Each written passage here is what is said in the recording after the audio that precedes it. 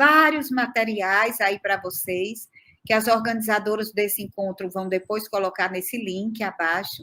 Inclusive, generosamente, a Fundação de Marshall Rosenberg disponibilizou seus livros gratuitamente em PDF para as pessoas, né?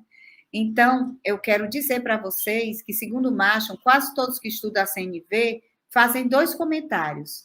Primeiro, as pessoas comentam que não é tão simples assim, que parece simples, mas na realidade no dia a dia é difícil de viver. E é verdade. E quando você diz que está trabalhando com o CNV, as pessoas ainda ficam pensando que você é santo, sabe? Um anjinho fica cobrando mais de você, mas a gente é resistente, a gente sabe que está aqui é para aprender e que isso é um exercício diário, ninguém está pronto. Eu acredito que também é uma prática espiritual de muitas religiões, porque existe uma máxima que está no Evangelho como uma atribuição de Jesus, mas é também de muitas outras religiões, né? Que é amar ao próximo como a si mesmo, né? Então, para a gente amar ao próximo como a si mesmo, a gente precisa trabalhar a nossa forma de se comunicar para gerar o bem-estar para os outros e para si mesmo. Então, em síntese, Marshall Rosenberg falava que todas as vezes que a gente muda as nossas crenças mais profundas, isso a gente encontra com os valores humanos universais.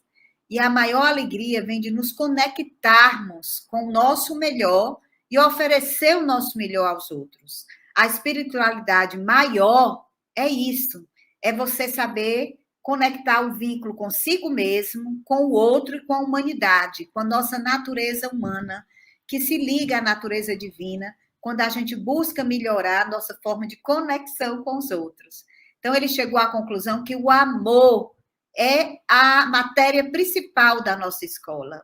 Então, hoje, graças a Deus, se fala muito das competências socioemocionais, nas comunidades terapêuticas, no centro socioeducativo, nas prisões, e essa é uma manifestação que a gente precisa estudar. Então, parabéns vocês por esse lindo projeto. E aqui, para mim, é um convite a gente se conectar para a gente adentrar nesse mundo que Marshall Rosenberg trouxe para nós. Pode passar o slide, querida. Então, a gente vai, assim, sentir essas palavras dele, que perceber a síntese que ele faz no livro dele, que a comunicação não violenta é um processo que se baseia nas habilidades da linguagem de comunicação de coração para coração. É uma forma da gente, né, se fortalecer nas nossas capacidades de continuarmos humanos, mesmo em condições adversas. Gente, nós somos o que nós somos e as nossas circunstâncias. Então, a gente, às vezes, pensa que está tão tranquilo, tão pacífico, até acontecer um conflito, uma situação que tira a gente do sério. Aí é que a gente mostra o nosso grau de maturidade. Então, a comunicação não violenta, a CNV, que eu vou usar essa palavra agora, é uma forma de comunicação que nos leva a nos entregarmos de coração, nos ligamos aos outros em tudo que a gente faz, para que a nossa compaixão natural floresça. Próximo. E aí, ele diz o que para mim é a síntese, que a gente lembre toda hora. Os nossos comportamentos, pode passar, gente, nossos comportamentos, eles dependem das nossas crenças. E aí, para isso, a gente precisa ter a consciência sobre tudo que a gente está ouvindo, sobre o que a gente fala com os outros. Nossa natureza é compassiva. Quando existe violência na nossa natureza, ela tem que ser também trabalhada, administrada, para que a nossa cultura da paz prevaleça. Para isso, a gente precisa ver a violência em nós, que às vezes a gente vê a violência nos outros, mas nunca em nós, né? Pode passar.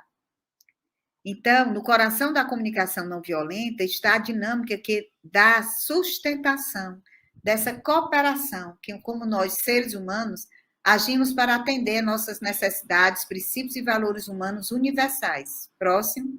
Ele usa esses 2 símbolos, né? Que é a girafa e a... Por que a girafa? Porque é um mamífero que tem o maior coração terrestre. E o chacal, ou como a gente diz aqui, o lobo. Às vezes a gente tem uma linguagem de girafa. A girafa observa, né? Quase não fala. E quando, né, se conecta com os animais é de uma forma muito mansa. É a mansidão da girafa que traz também. E o chacal, a gente às vezes faz muito barulho, né? E aí, esse barulho dificulta os outros escutarem a gente.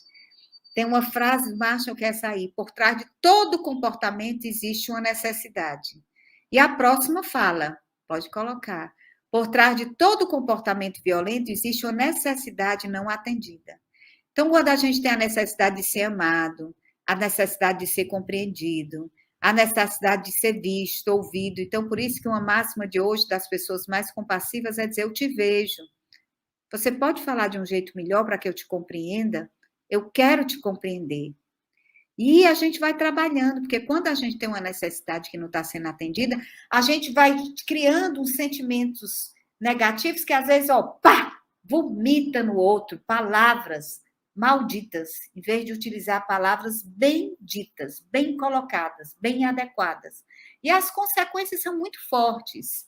Então, às vezes a gente precisa medir as nossas palavras, ouvir a si mesmo antes de falar, se observar e ser capaz também de olhar para o outro e se perguntar qual é a necessidade dessa pessoa. Pode passar. E aí, ser violento significa agir de uma maneira que resulta em dor e dano para o outro. E às vezes, quando a gente resulta uma dor para o outro, leva um tempo para a pessoa perdoar. Com frequência, nós não reconhecemos essa violência, somos ignorantes. Como a gente está comunicando, às vezes, de um jeito que não está fazendo bem? Pode passar. E aí, com toda a vida que a gente tem, faz bullying, tem racismo, acusa, aponta o dedo. Eu, às vezes, como professora, tenho um jeito tão professoral de ser. Toda a vida que eu falo sem ouvir o outro, critico, apelido pejorativamente, eu sou ofensivo, julgo. Fulano é bom, fulano é mau, fulano falou certo, falou errado. O julgamento é uma das formas mais violentas de comunicar. E a gente julga tanto os outros, né? Puxa vida, eu estava esse ano assistindo pela primeira vez na vida, porque minha filha me pediu aquele, meu Deus, esqueci até o nome, BBB, né? E aí eu estava vendo qual foi a diferença da Juliette, essa nordestina, a empatia, né? A ouvir o outro e a estabelecer o que a gente chama de conexão empática. Saber estabelecer esse jeito de falar de si, não é engolir sapo, tem que dizer o que a gente está passando, porque senão a gente não conecta, a gente não tem medo de quem a gente conhece a história. E para a gente trabalhar no ambiente, a gente precisa conhecer as pessoas, conhecer a cor do sofá da casa delas, criar uma relação de amizade profunda. Como é que vocês estão pensando aí nessa prática nesse momento de Natal?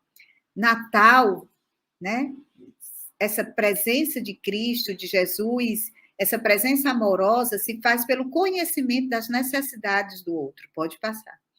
Uma vez tinha uma pessoa que ela era muito desanimada, triste, impaciente, solitária, e as pessoas da escola diziam assim: fulano vive sempre só, não se conecta com ninguém, é autossuficiente. Mas qual era a necessidade não atendida? Porque lembre, uma pessoa ela não é triste à toa, ela não está vulnerável, fraco à toa. Tem uma necessidade por trás. E quando eu fui fazer um círculo de construção de paz nessa escola, que eu pedi que cada um falasse da sua principal necessidade, o que é que estava precisando para ser mais feliz na vida. Ela disse assim: gente, eu estou com câncer terminal, há 3 anos que luto com isso, eu não quis dizer para vocês, porque eu não queria ser coitadinha aqui, por isso que às vezes eu falto. E ela estava sendo profundamente julgada pelo um horror, as pessoas achando ela autossuficiente, antipática. Tudo bem que ela devia ter falado que ela estava passando, mas será que a gente deve julgar o outro sem conhecer a dor, sem conhecer? Claro que não, né, gente? Isso dificulta a comunicação de coração para coração. Pode passar.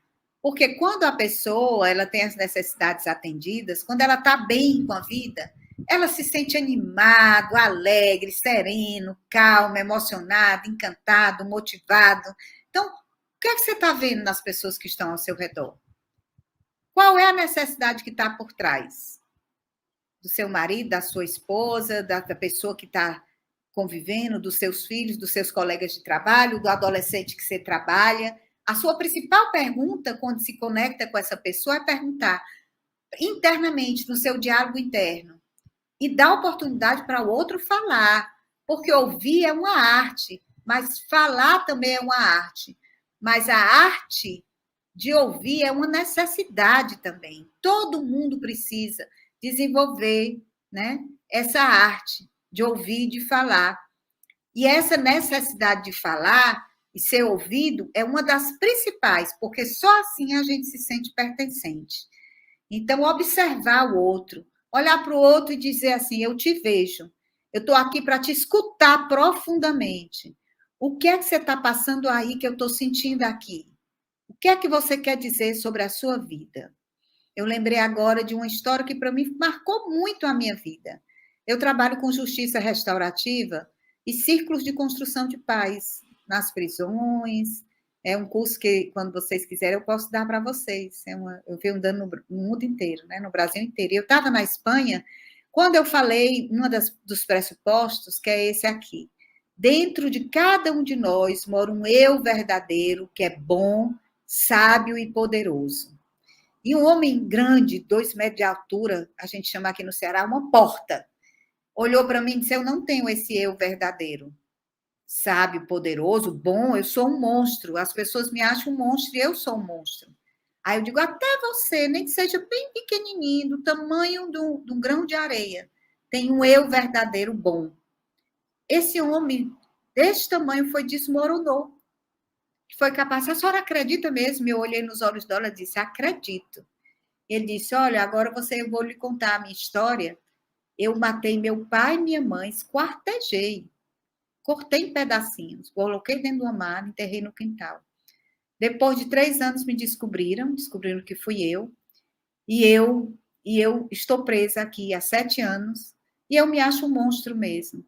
Mas eu estou melhor aqui na prisão do que morava antes com eles. Eles me violentavam sexualmente, todos dois. Eles eram adictos de álcool e outras drogas, me deixavam no quarto escuro com fome, chorando, gritando.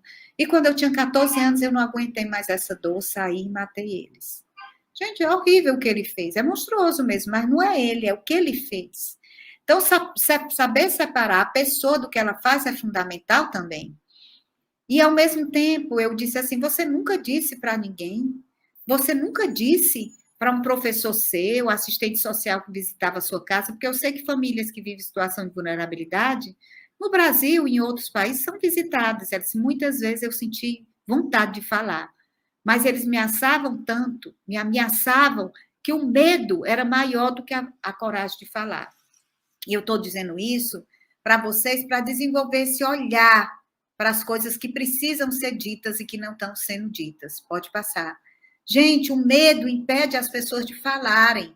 Então, a gente precisa desenvolver essa comunicação não violenta, que é essa abordagem que é utilizada há mais de 40 anos por pacifistas do mundo inteiro. É a base da mediação de conflitos, a base da justiça restaurativa. Pode passar. Então, esse livro é um livro que a gente tem que ler, aprofundar. Eu sugiro que todas as pessoas baixem no PDF, que comprem e que leiam diariamente, porque ela oferece alternativas claras, de ordem bem práticas. Tem vários exemplos, né, de como é que a gente pode reformular o nosso pensamento para reformular a nossa palavra e a nossa vida. Existe um diálogo assim. A gente precisa aprender a analisar o que a gente sente, palavra sentida, palavra pensada, palavra falada, palavra vivida. Repetindo, analisar o que a gente sente, palavra sentido, o que é que está no coração, que nome eu dou a esse sentimento, qual é o nome desse sentimento. Aí, para isso, eu preciso usar minha razão, né? Pensar sobre isso, refletir, se auto-observar em 360 graus, o que é que eu estou passando para as pessoas nesse momento, as pessoas que estão me ouvindo, né? Então, é a palavra pensada na nossa consciência, ampliar a consciência, abrir as janelas da compreensão da nossa consciência. E aí, depois, como é que eu estou falando, o jeito de falar, como é que está chegando nas pessoas, e como é que eu estou vivendo isso. Não é sempre fácil a coerência existencial. Eu estou longe de ser a pessoa que eu quero ser, muito longe ainda. É como se eu precisasse ainda trilhar milhares e milhares de quilômetros, mas eu estou no caminho.